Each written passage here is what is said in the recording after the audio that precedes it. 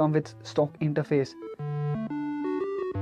So this means the hardware is from Xiaomi and the software comes from Google, which could be a deadly combination in the budget segment when it comes to competing with other phones. So here's the Mi A1 guys. Notice the curves at the corners, and this should make the phone very friendly to hold in the hands. We have the gold color here that has a white front. Phone really looks like the Apple iPhone 7 Plus.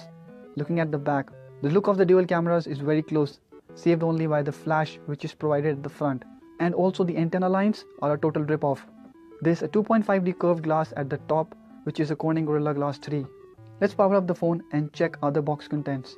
All the accessories are put in the box. The first thing is a charger, which has a 2 amperes of power output. Then there is a user guide, though the SAR value is mentioned on the back of the box, which is 1.26 watt per kg for the head, just on the borderline. Then there is the warranty information. On the other side, there is the power cable, which is a Type-C cable, and there are no earphones given in the box. Now let's check the SIM card tray and other ports on the phone. The Mi A1 has a hybrid slot, which means you can add 2 nano SIM cards or 1 SIM card and 1 micro SD card for expanding storage. At the bottom, there is a 3.5mm headphone jack, a Type-C USB port, which is rare in this price segment, and mono speakers. There is also a primary mic, while the secondary one for noise cancellation is provided at the top, beside the IR blaster like the Redmi Note 4. The notification LED is given on the left of the proximity sensors at front. The soft keys at the bottom are not backlit, while the power and the lock key are nicely made and are tactile. In fact, the build quality of the phone itself is quite nice and sturdy. It's made out of metal, though it isn't as solid as what we have seen on the Nokia or Motorola phones. But the Mi A1 is well built and well designed phone for its price that doesn't feel cheap or feel as if corners are cut. The phone is also quite easy to use with one hand, though the bezels aren't small like the LG Q6 that you get in a similar price. But it is also quite slim and lightweight for the size. Okay, so the phone has been set up and this is what the interface looks like. The pure stock interface, which is quite nice feeling to see on the phone, is paired with a decent chipset at this price. As you can see, there are no third-party apps, no extra software, except that there is the feedback app from Xiaomi, and the camera app is also from Xiaomi, which is there because the company says the Google camera app has no provision to handle dual cameras.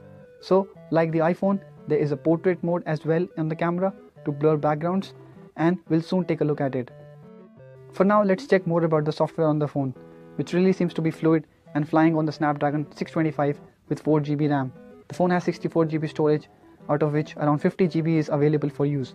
Also, only 1.2GB of RAM is being used right now, and 2.3GB is still available. Coming to the extra features, you can set the fingerprint scanner to bring down the notification menu and double click the power button to turn on the camera. There are also preloaded wallpapers from Xiaomi that you can switch to or download more from the internet. There's also a scheduled power on off system wherein you can set time at which the phone will automatically switch on and off. The phone also comes with Google Assistant preloaded. The fact that it is an Android One phone means it will be getting software updates for at least 1 year, which includes security patches and upgrade to the Android O. Most of the Redmi phones haven't even been upgraded to the Android N or the Android 7.0. Another important thing to note is that you will not be required to sign into the Mi account. You do need Google account of course, like any other Android phone, but no Xiaomi account is needed. The phone is fairly fast and fluid. The apps are opening without any animations or lags, and thanks to the Snapdragon 625 chip, there is a good amount of power under the hood. The interface also feels fluid. We did a little gaming on the phone just to see if it heats up or not. We have tested the chipset before and know it handles games well. The Mi A1 has no problems running the Asphalt 8 or the Modern Combat 5. There are no frame drops or lags, though we did find the phone a little slow at loading the games, but the gameplay itself is sleek and smooth. But gaming also drew our attention to the display of the phone, which doesn't seem as vivid as the Note 4. The rendering seems washed out in bright areas, and the color tone is not as appealing as what we have seen on phones of this price. Though it is a Full HD display, we think that the color and the clarity on the display could have been better. Now let's set up the fingerprint scanner and then check the speed of the unlock. As you can see, it's quite fast, not very different from the Xiaomi Redmi Note 4. Now, the Mi A1 comes with dual cameras, and we have seen them turn out not so great in this price on other devices. Though the implementation is a little different on Mi A1, so we kind of think it is a better utilization of two sensors than just for depth. So let's first check the autofocus on the main sensor, and then we'll check it for portrait mode that uses the zoom camera. The AF works quite nice, though it is a little slow.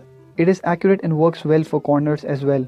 For the macro shots, you will need to resort to touch to focus, which also works great on the Mi A1. You get focus lock in just one touch, and the camera can focus quite up close. Photos come out to be sharp and the details captured are decent.